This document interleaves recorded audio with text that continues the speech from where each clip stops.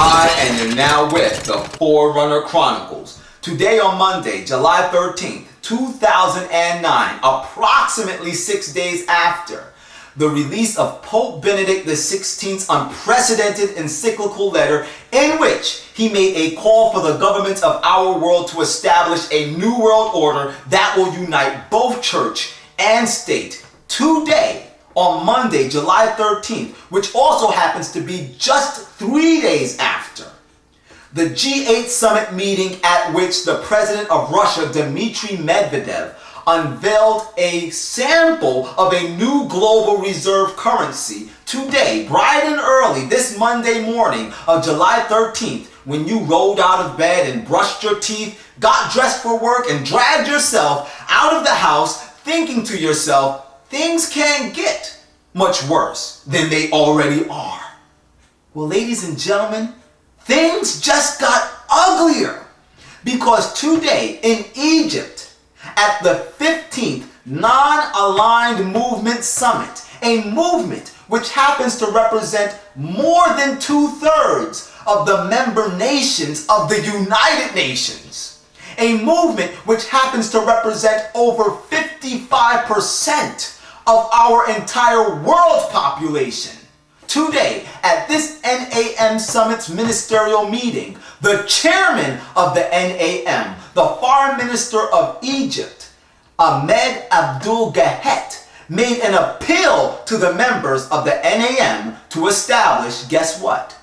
That's right, a new world order. And you still want to say that this whole thing is a conspiracy theory? Ladies and gentlemen, a conspiracy theory is a conspiracy that lacks substantial evidence to validate its existence.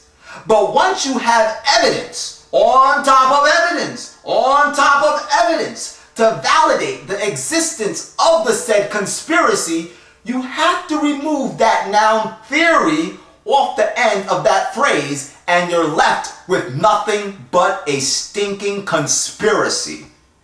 A conspiracy that the Bible foretold in the book of Daniel and in the book of Revelation. But you know something? Let's not get ahead of ourselves.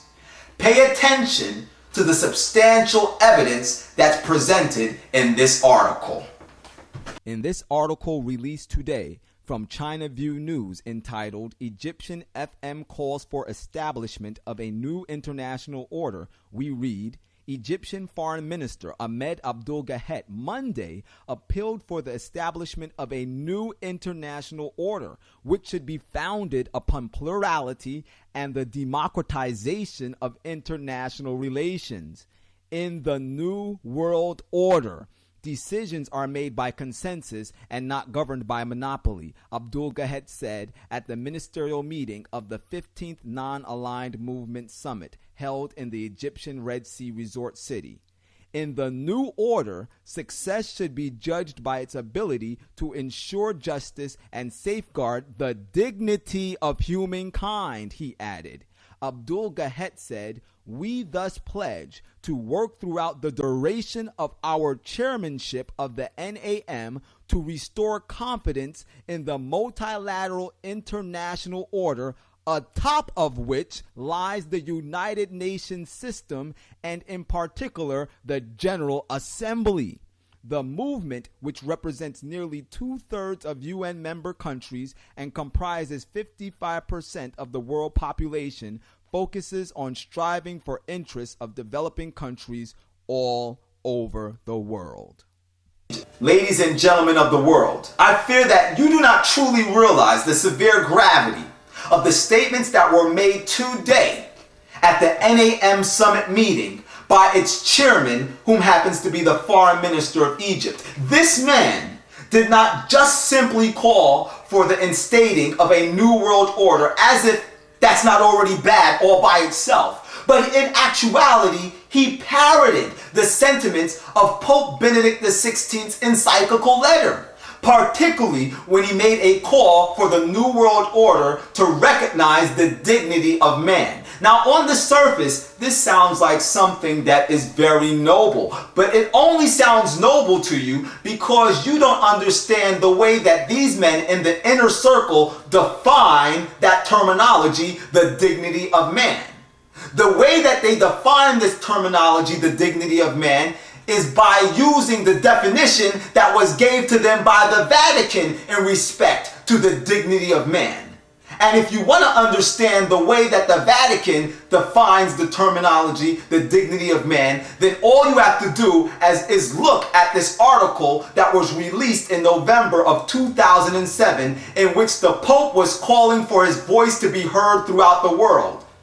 In this article that was released by Zenit in 2007, clearly it said right here, the human being has dignity and a transcendent dimension, and this is why an independent, moral authority such as the Holy See has a role to play in international organizations. First, one must bear in mind that the Holy See cannot simply be identified with the Church as a community of believers, and second, it cannot be identified with Vatican City State, a geographical place that assures the freedom of the Roman Pontiff.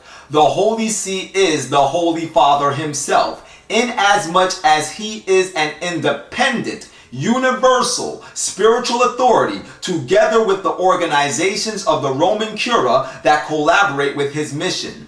The Holy See thus requires a particular status, such as that given by the definition of subject sua juris, meaning the Holy See defines for itself its jurisdictional organization and does not receive it from outside, and as such can enter into relationship with other states.